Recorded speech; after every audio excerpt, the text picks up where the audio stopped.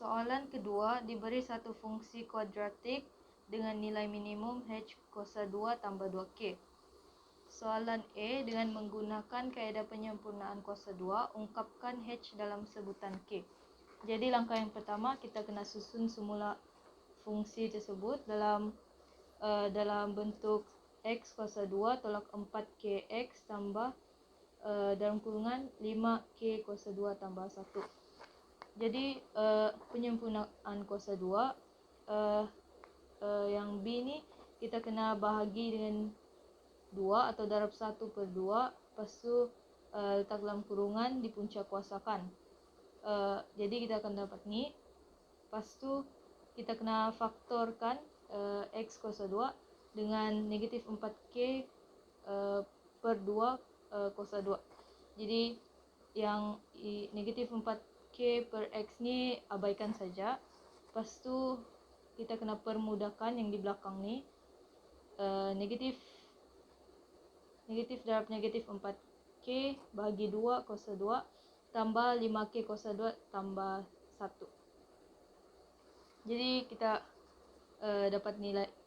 dapat fungsi kuadratik dalam penyempurnaan kuasa 2 adalah dalam kurungan x tolak 2k kuasa 2 k kuasa tambah k kuasa 2 tambah 1.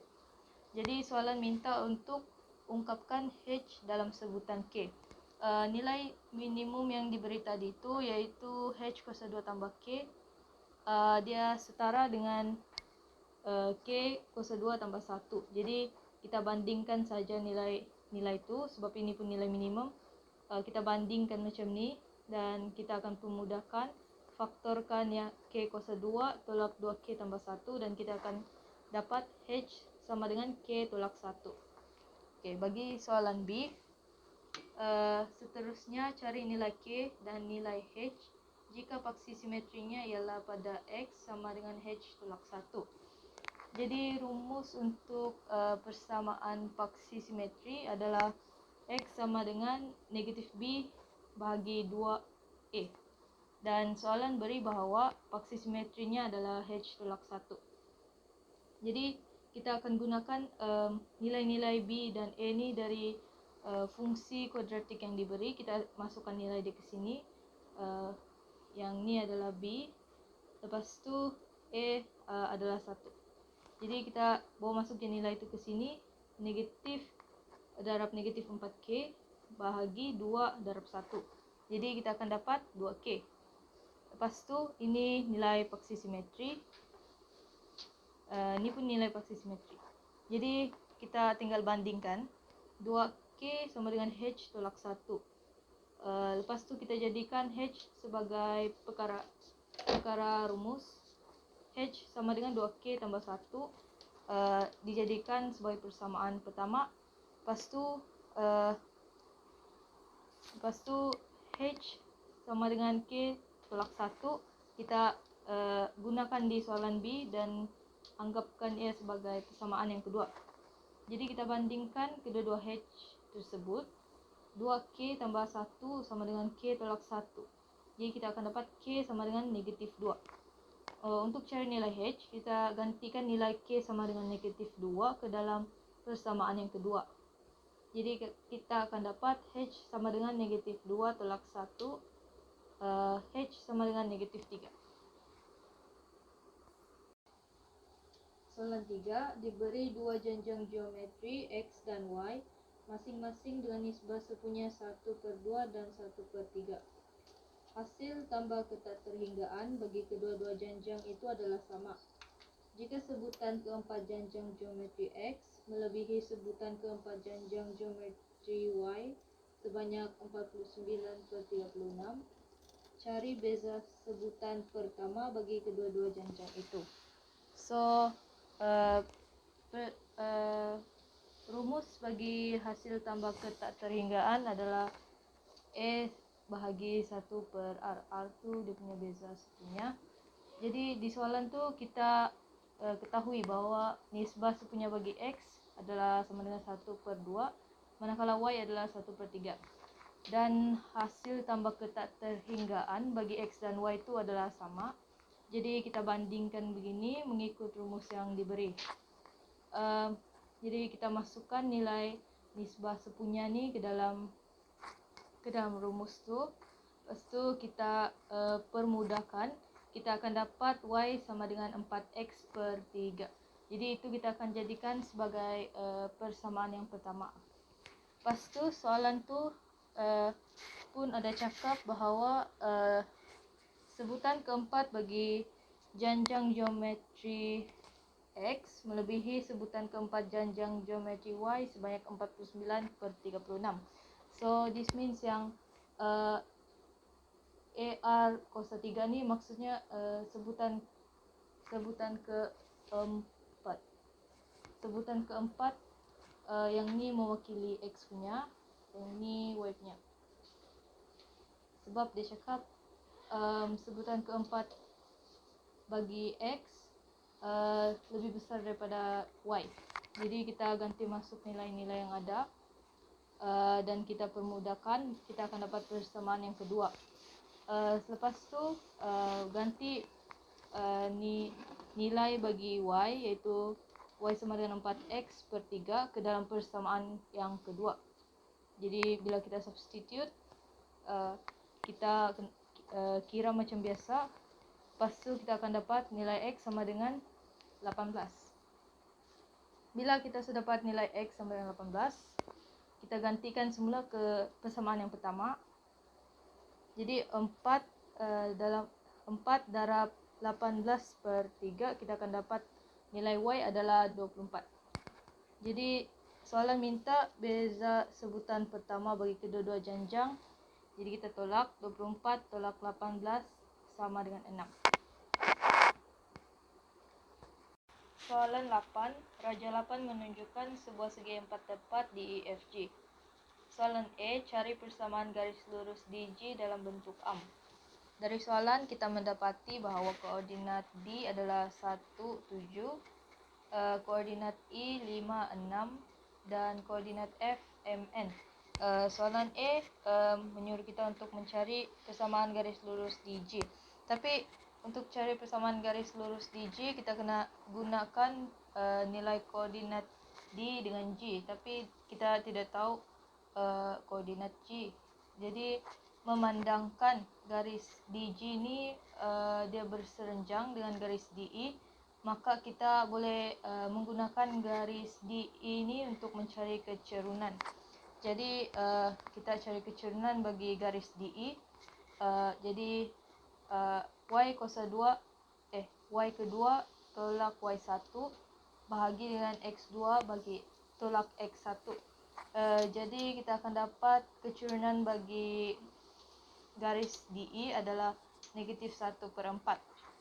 Lepas tu kita akan gunakan rumus yang ni, iaitu M1 M2 sama dengan negatif 1.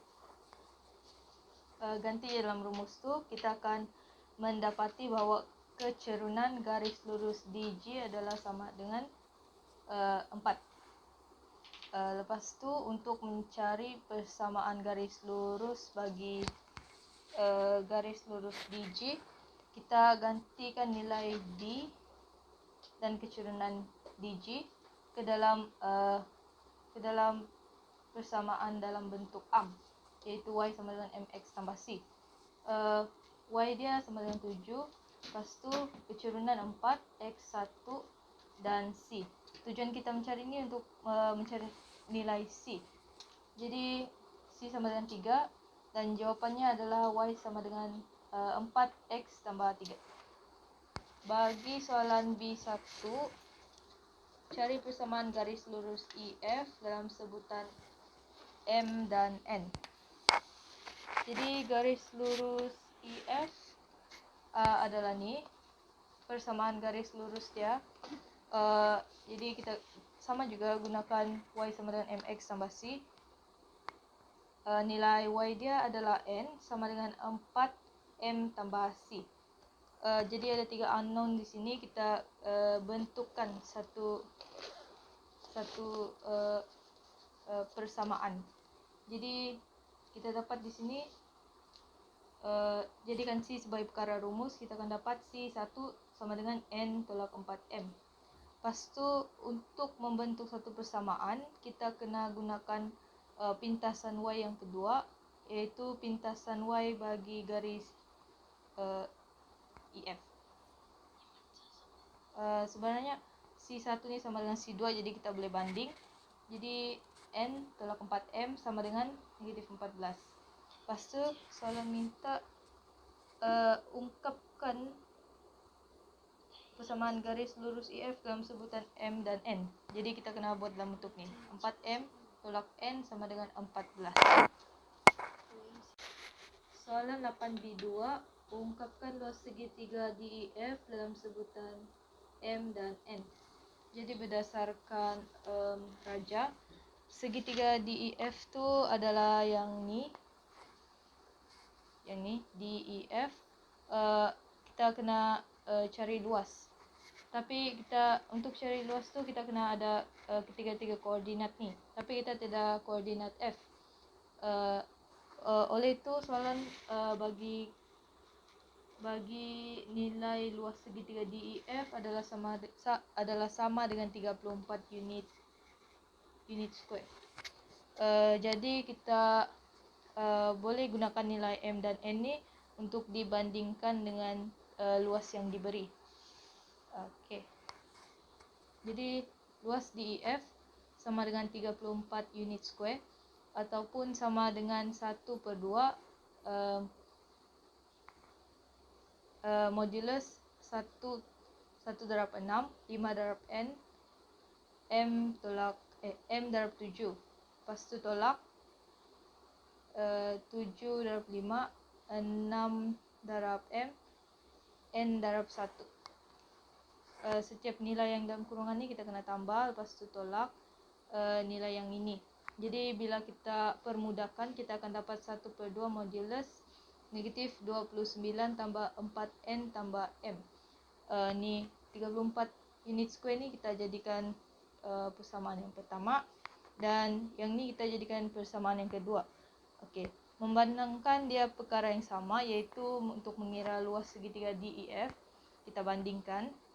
Lepas tu kita permudahkan, jadikan N sebagai perkara rumus dan N sama dengan negatif 39 tolak M per 4. Ini adalah persamaan ketiga. Lepas tu dari soalan B1 kita mendapati bahawa 4M tolak N sama dengan 14. Okey, yang ni kita boleh gunakan untuk banding dengan nilai N yang tadi. Jadi kita bentukkan N sebagai perkara rumus. Jadi N kedua sama dengan 4M tolak 14. Ini adalah persamaan keempat. Langkah seterusnya kita bandingkan nilai N1 dan N2. Jadi negatif 39 bagi negatif 39 tolak M per 4 sama dengan 4M tolak 14. Pindahkan ni ke sebelah. Lepas tu kita permudahkan dan kita akan dapati bahawa M sama dengan 1. Untuk cari nilai N pula, kita gantikan nilai M sama dengan 1 ke dalam persamaan keempat. Jadi kita akan dapat bahawa N sama dengan 10.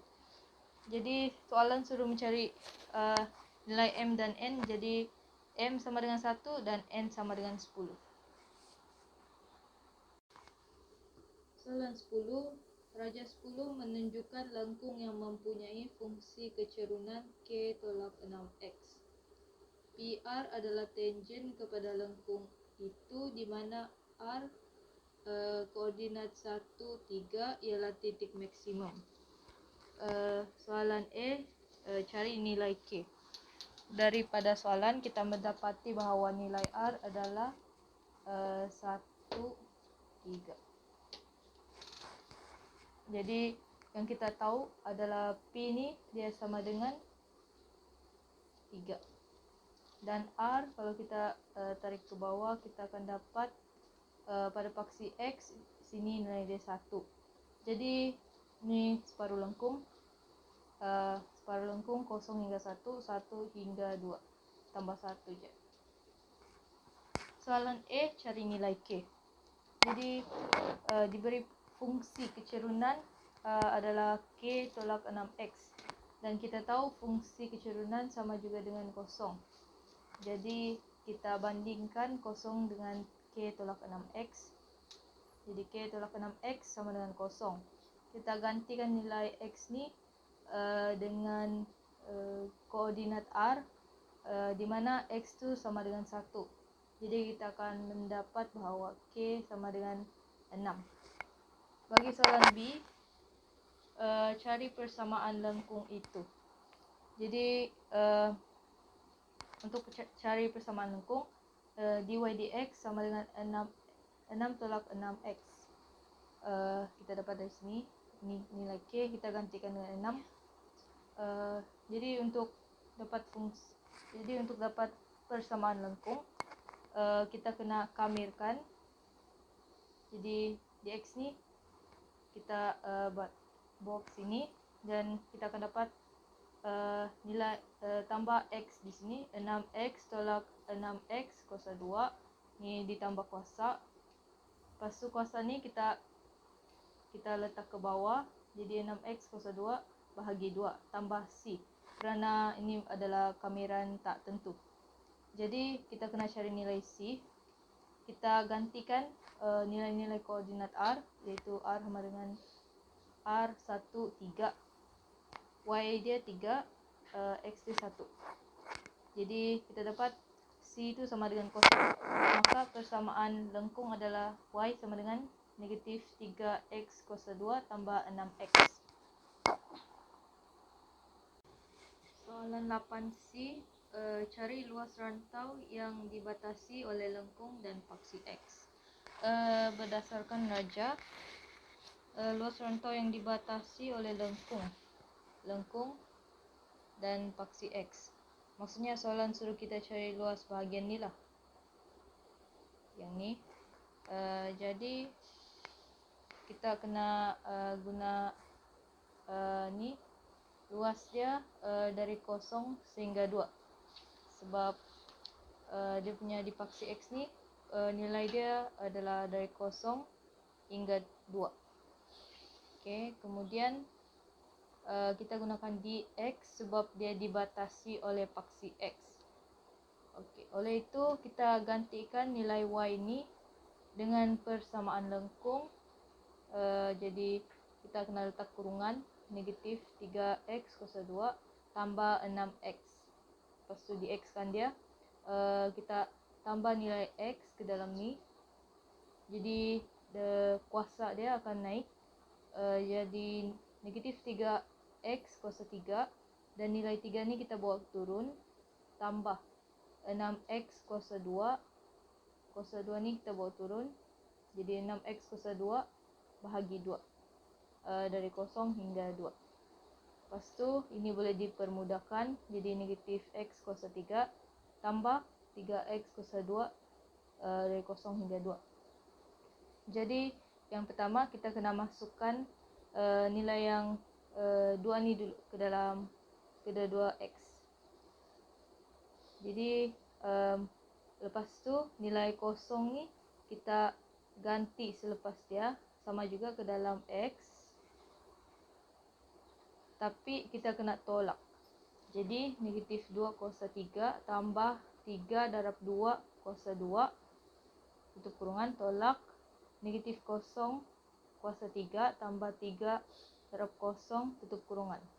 Jadi kita akan dapat luas yang dibatasi oleh lengkung dan paksi X sama dengan 4 unit square. Soalan 10D, cari isi padu yang dijanakan apabila rantau belorek itu diputarkan melalui 360 darjah pada paksi X. Jadi berdasarkan raja yang diberi, rantau belorek itu yang ni. Jadi untuk cari isi padu janaan, kita kena kira isi padu silinder terlebih dahulu, yang mana jari bagi silinder tu adalah yang ni. Jadi jari dia adalah J ataupun R sama dengan 3. Manakala tingginya adalah yang ni, T bagi silinder adalah sama dengan 1.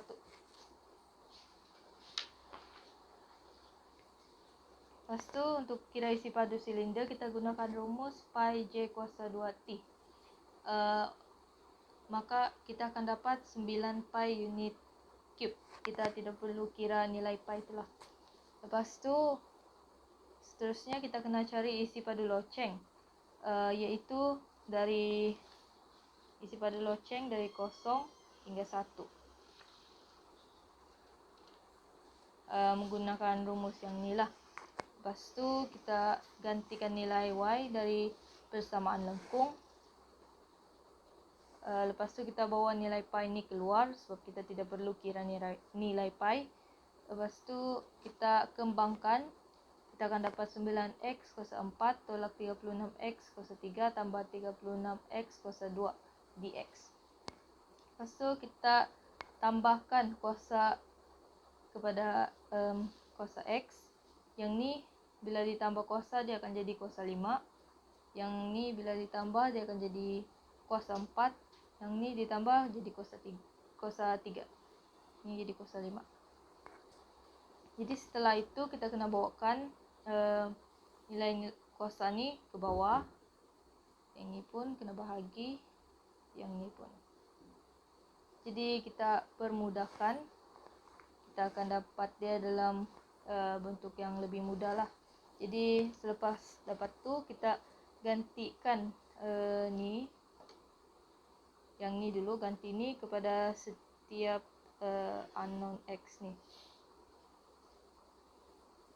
Lepas tu kita kena tutup kurungan dan tolak nilai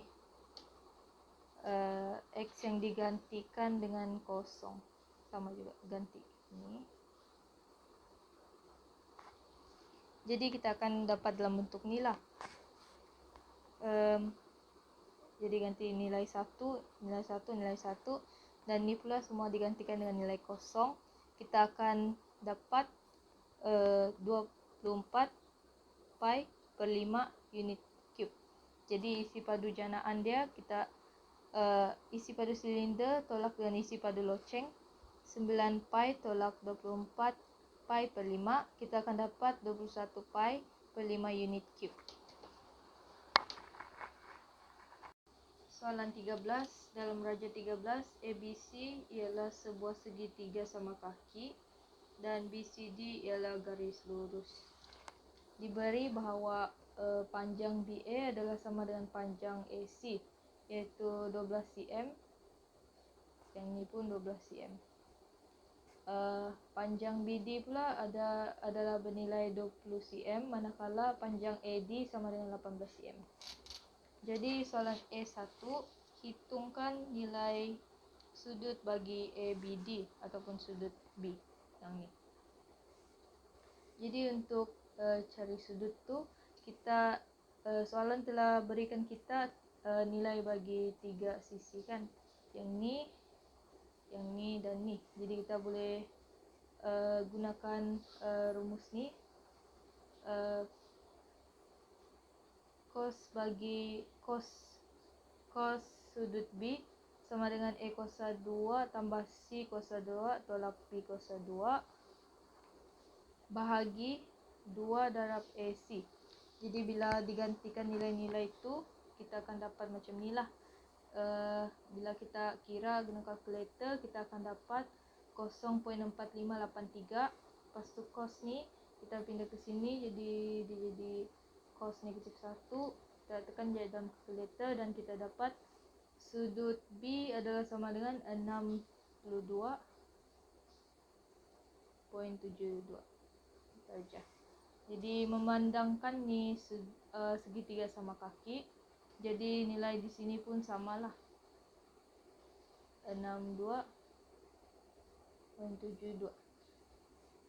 Oleh itu kita boleh kira sudut bagi A di sini, itu kita perlukan di soalan A2. Kira panjang BC dalam cm. Di BC itu yang ni, soalan suruh kita cari panjang BC. Jadi kita boleh guna petua sin lah. Tapi mula-mula kita kena cari sudut A dulu. Ini sudut A. jumlah sudut pedalaman bagi sebuah segitiga adalah 180 darjah. Jadi kita kena guna 180 darjah ni tolak 62.72 darjah darab 2 dan kita akan dapat 54.56 darjah bagi sudut A. Jadi kita gunakan petua sinus. Kita mau cari panjang BC kan. Jadi kita letak BC itu di atas. BC ni dia punya sudut bertentangan dia adalah ni. Jadi kita letak sin 54.56 darjah sama dengan salah satu sudut dan sisi. Jadi dua-dua ni sama. 12 ni dengan ni dia bertentangan. Jadi 12 per sin 62.72 darjah. Jadi bila kita pindahkan ni, kita darab dengan 12 dan bahagi dengan sin 62.72 darjah, kita dapati bahawa BC sama dengan 11 cm. BC sama dengan 11 cm. Maka itu CD ni nilai dia sama dengan 9 cm. Sebab 20 tolak 11 kita akan dapat 9. Okey, soalan A3, hitung luas dalam centimeter square bagi segitiga ABC. Segitiga ABC yang ni senang je, boleh guna rumus luas segitiga sama dengan 1/2 AB sin C. Jadi inilah dia punya jalan kerja. 1/2 nilai ni A dia, yang ni A, lepas tu nilai B darab dengan nilai B yang ni, lepas tu sin C, sudut kandung. Jadi kita akan dapat luas segitiga ABC adalah 56.66 unit square of cm square.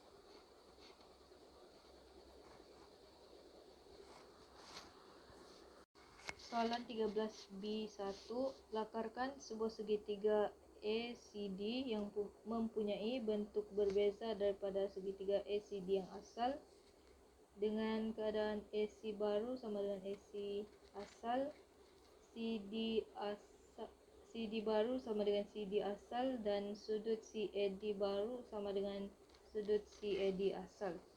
Jadi saya sudah lukiskan segitiga tu sini. Yang ni panjang sisi yang ni kita kena kekalkan. Lepas tu panjang sisi CD kita kena kekalkan juga, sama juga dengan sudut bagi CAD kita kena kekalkan. Soalan suruh kita untuk bentuk satu segitiga yang baru dengan bentuknya berbeza daripada segitiga yang asal ni. Jadi bagi soalan ni kita gunakan case berambiguity. Bila yang nilai ni dan ni kena kekalkan, tapi yang ni sudut di sini tidak dikekalkan, yang ni pun sama juga dengan yang ni. Jadi maksudnya kita boleh pindahkan satu sisi untuk membentuk segitiga baru. Jadi kita ambil yang CD ni, kita kena macam dari ni, panjang dia 9 cm. Kita kena case ambiguity begini, dia begitu. Jadi kita akan dapat beginilah seolah-olahnya. Jadi sini adalah D yang baru, A yang baru dan C yang baru. Jadi sini sama je nilai dia 9 cm. Jadi ni 9 cm. Sudut A ni dikekalkan dan sisi panjang sisi AC ni pun dikekalkan juga 12 cm. Lepas tu soalan B kedua, seterusnya hitung sudut bagi ADC yang baru. Jadi sudut bagi ADC saya lukis dulu lah segitiga yang ini.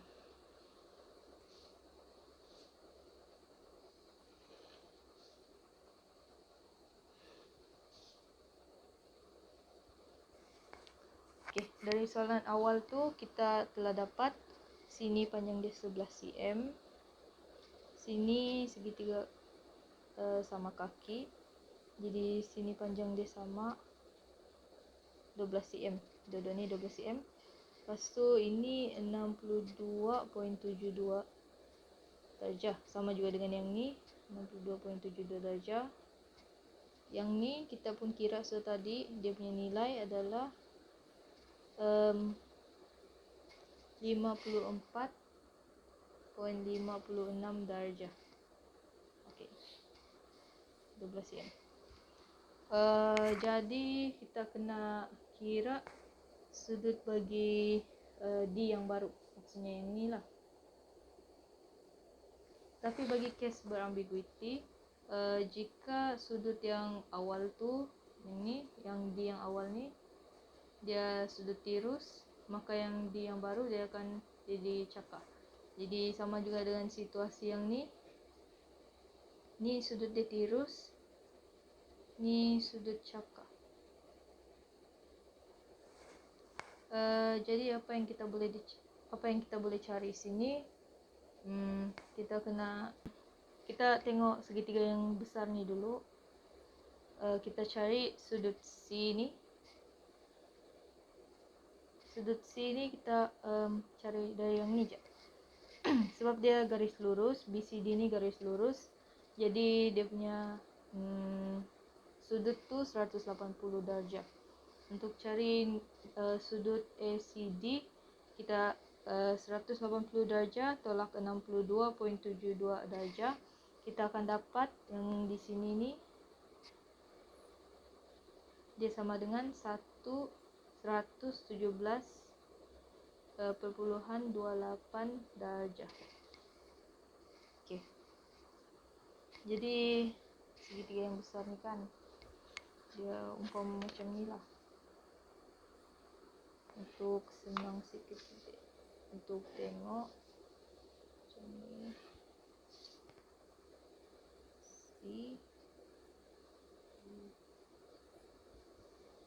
Sudut tirus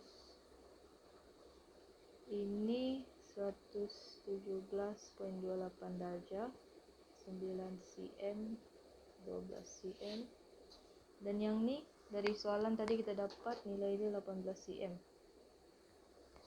Kita untuk cari nilai sudut D yang baru tu, kita boleh guna sudut D yang lama dulu. Kita boleh cari nilai ni. Di sini kita akan gunakan petua sinus, iaitu kita kena cari sudut D. Jadi kita letak kat atas sin sudut D bahagi 12, sebab dia bertentangan kan, begitu. Bila sudut yang ni D dia punya bertentangan, sisi dia adalah 12 cm. Jadi sama dengan kita ambil yang ni, so kita dah tahu nilai sudut A. Jadi sin 117.28 darjah bahagi dengan sisi yang bertentangan 18. Jadi bila kita pindah, kita akan dapat sudut bagi D tu sama dengan 36.34 darjah. Yang ni merupakan sudut tirus. Yang ni lah sudut tirus. Jadi soalan suruh kita untuk cari yang ni. Dia dalam bentuk cakar. Sebab yang ni kes berambiguiti, jadi bila bentuk segitiga baru tu dia akan jadi sudut cakar lah, bila kalau sudut awalnya tu tirus. Begitu juga dengan sebaliknya. Jadi untuk cari nilai sudut D yang baru, kita tahu yang dia sudut cakar, maka tu kita boleh guna 180 darjah tolak dengan sudut tirus 36.34 darjah, kita akan dapat 143.66 darjah, iaitu nilai bagi sudut D yang baru.